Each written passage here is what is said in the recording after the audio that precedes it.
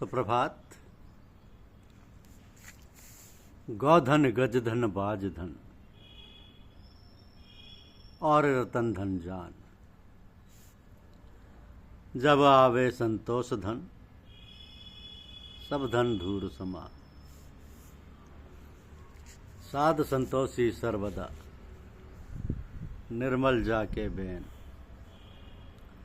ताके दर्शन परस्ते जिये उपजे सुख चैन। चाह गई चिंता गई मनुआ बेपरवाह, जिनको कछु न चाहिए वे शाहन के सा। मांगन गए सो मर रहे, मरे सो मांगन जाए। तिनसे पहले वे मरे जो होत करत हैं नाय। मर जाऊं मांगू नहीं अपने तन के काज,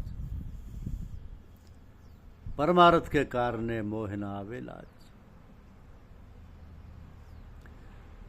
विषय प्यारे प्रीत से, विषय प्यारे प्रीत से तब लग गुरुमुख ना है।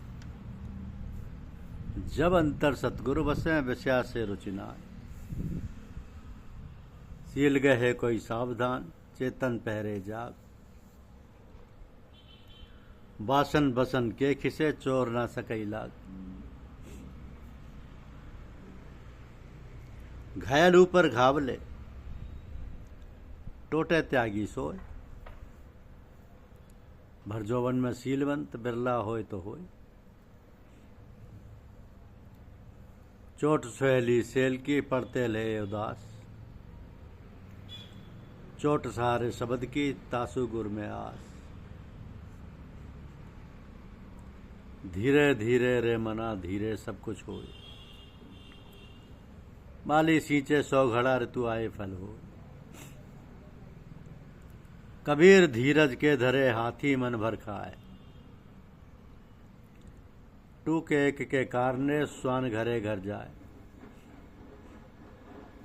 कबीर भंवर में बैठ के भौचक मना न जोए। डूबन का भय छाड़ दे करता करे सो हो। मैं मेरी सब जाएगी तब आएगी और, जब ये निश्चल होएगा तब पावेगा ठौर।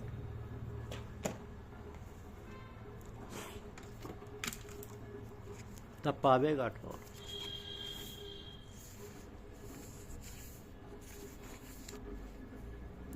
हमारा शरीर 5 तत्वों से बना हुआ है।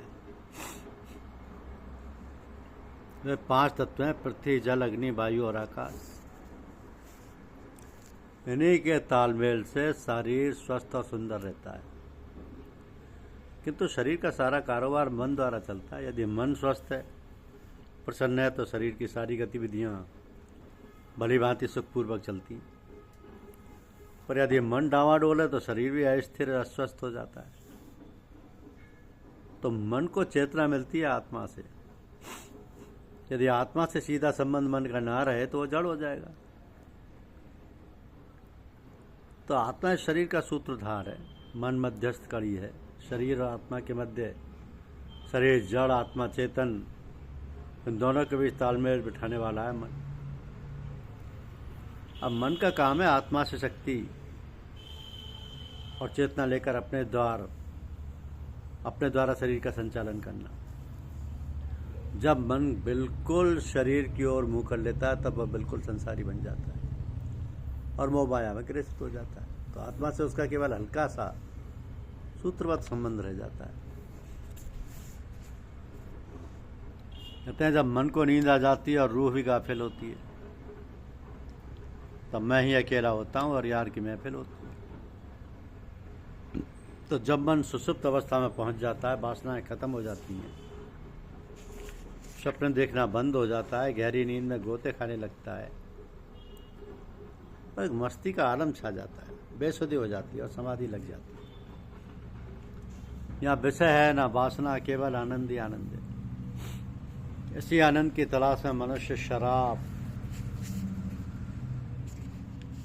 पीता है और सुख का क्षणिक स्वाद पाता है। और उसे प्राप्त करता है। असल में जीवात्मा परमात्मा का अंश है। परमात्मा आनंद स्वरूप है, शांति स्वरूप है, जीवात्मा उसका अंश है और उससे अलग भी। इसलिए आनंद की, शांति की उसे खोज थी, क्योंकि वह उसी का अंश है। जैसे मछली बिना पानी के जी नहीं सकती, शरीर बिना भोजन पानी के रह नहीं सकता, इसी प्रकार जीवात्मा बगैर शांति के नहीं रह सकती। उसकी असली खुराक आनंद ही है। वो सारे विषयों में, सारी वासनाओं में उसी आनंद की खोज में भटक रहा था। तो जब वह आनंद लोक में गया तब उसे शांति मिल गई, आनंद मिला। अब ना विषयों की तलब है, ना वासना की इच्छा रही। अब तो तृप्त हो गया, मुक्त हो गया, आनंद मग्न हो गया, सब कुछ पा गया। तो तात्पर्य यह निकला कि स्थूल शरीर बिना सूक्ष्म और कारण शरीर के निरर्थक है। जब मृत्यु होती है, कारण सूक्ष्म शरीर से निकल जाते हैं, प्राण रहित स्थूल देह रह जाती है, जो बेकार हो जाती है, सड़ने लगती है, दुर्गंध आने लगती है, तब यह निरर्थक हो जाता है और खा पीकर मौज उड़ाने लायक नहीं रहती। मौज उड़ाने लायक नहीं रहता। तो संतजन क्या करते हैं? भगवान अवतार धारण करते हैं भक्तों के संकट दूर करने के लिए। वे दया करुणा के अतिरिक्त मार काट, संहार, सजा, साम दाम दंड भेद सभी प्रकार से काम लेते हैं। किंतु संतजन तो करुणा के बल पर ही, दया के सहारे ही सब कुछ कर देते हैं। भगवान में जो करुणा और दया का अंश है, उसी के वे साक्षात अवतार हैं। वे करुणा और दया के सिवाय और कुछ जानते ही नहीं, और न इसके सिवाय उनके पास कुछ और है।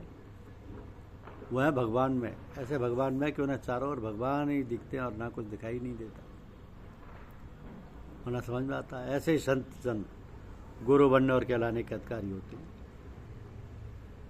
ऐसे ही संत जनों को गुरु कहते हैं। इसलिए किसी ने कहा कि 7 समुद्र की मसी करूं, गुरु गुण लिखा न जाए।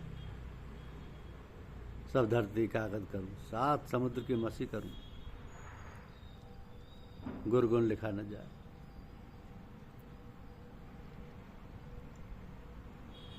तो गुरु की महिमा सर्वोपरि है।